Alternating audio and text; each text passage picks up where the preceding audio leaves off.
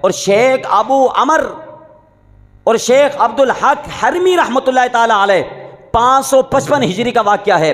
آپ فرماتے ہیں کہ ہم حضور سید غوث اعظم رضی اللہ تعالیٰ عنہ کے مدرسے میں حاضر ہوئے۔ حضور سید غوث اعظم رضی اللہ تعالیٰ عنہ وضو فرما رہے ہیں، وضو فرما کر آپ نے 2 رکعت نماز نفل ادا کی، 2 رکعت آپ نے نماز نفل ادا کی۔ نماز پڑھنے کے بعد آسمان کی جانب آپ نے بلند آواز سے آوازیں لگائیں۔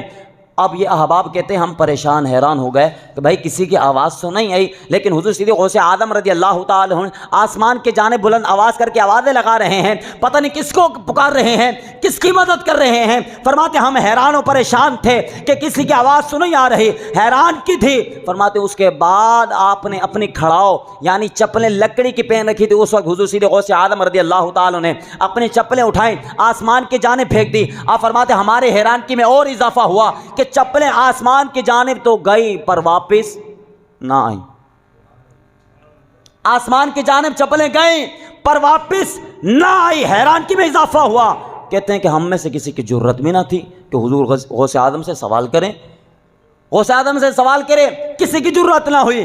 فرماتے ہیں کہ وقت گزرتا چلا گیا، وقت گزرتا گیا۔ 23 دن کے بعد ایک قافلہ حضور سید غوث اعظم رضی اللہ عنہ کے مدرسے میں آیا۔ فرماتے ہیں کہ ہم اس وقت بھی اس مدرسے میں موجود تھے۔ کون کہہ رہے ہیں؟ شیخ عبدالعمر اور شیخ عبدالحق حرمی رحمۃ اللہ تعالی علیہ 555 ہجری کا واقعہ ہے۔ فرماتے ہم اس وقت بھی حضور سید غوث اعظم کے مدرسے میں موجود تھے جب وہ قافلہ آیا۔ اس نے مال لود کیا ہوا تھا اپنے جانوروں پر، سامان بہت زیادہ تھا ان کے پاس۔ اب آیا تو انہوں نے کہا کہ حضور سید غوث اعظم کہاں ہیں؟ فرمایا کمرے میں ہیں، اجازت لی۔ وہاں پر پہنچے، کہا حضور تحائف دینے کے لیے آئے ہیں۔ اب ایک تحفہ دیتے ہیں، دوسرا دیتے ہیں، تیسرا دیتے ہیں۔ فرماتے ہیں کہ شیخ عبدالعمر اور شیخ عبدالحق رحمۃ اللہ تعالی علیہ فرماتے خدا کی قسم ہماری حیرانگی میں پھر اضافہ ہوا، وہ یہ دیکھ کر کہ وہ جو 23 دن پہلے چپل حضور سید غوث اعظم نے آسمان کی جانب پھینکی تھی وہ تحفہ کے طور پر واپس دے رہے ہیں، تحفے کے طور پر وہ لوگ واپس دے رہے ہیں۔ فرماتے ہیں پھر بھی ہماری جرت نہ ہوئی کہ حضور سید غوث اعظم سے سوال کریں، کیونکہ اتنے بڑے ویل ہیں، اتنے بڑے اللہ کے ولی ہیں کہ آپ کے سامنے کس طرح بات کریں۔ چھوڑ دی اس بات کو۔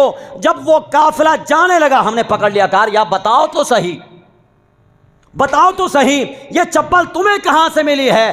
23 دن پہلے غوث اعظم نے مدرسے میں کھڑے ہو کر یہ آسمان کی جانب پھینکی تھی، واپس نہیں آئی تھی، 23 دن کے بعد تم لے کر آئے ہو، کہاں سے ملی ہے؟ کہا کہ ہم جنگل میں تھے، ہم جنگل میں تھے، ہم پر دشمن نے حملہ کیا، ڈاکوں نے ہم پر حملہ کیا، تمام قافلے کو لوٹ لیا، چند بندے ہمارے مار دیے، مال لے کر چلے گئے۔ ہم نے اللہ تبارک و تعالی کی بارگاہ میں دعا کرتے ہوئے کہا مولا غوث اعظم کے صدقے مدد عطا فرما دے۔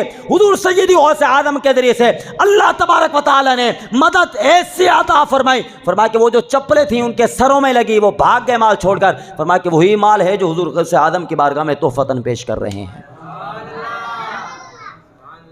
چاہیں تو اشاروں سے اپنی کایا ہی پلٹ دے دنیا کی، یہ شان ہے ان کے غلاموں کی، تو پھر سرکار کا عالم کیا ہوگا؟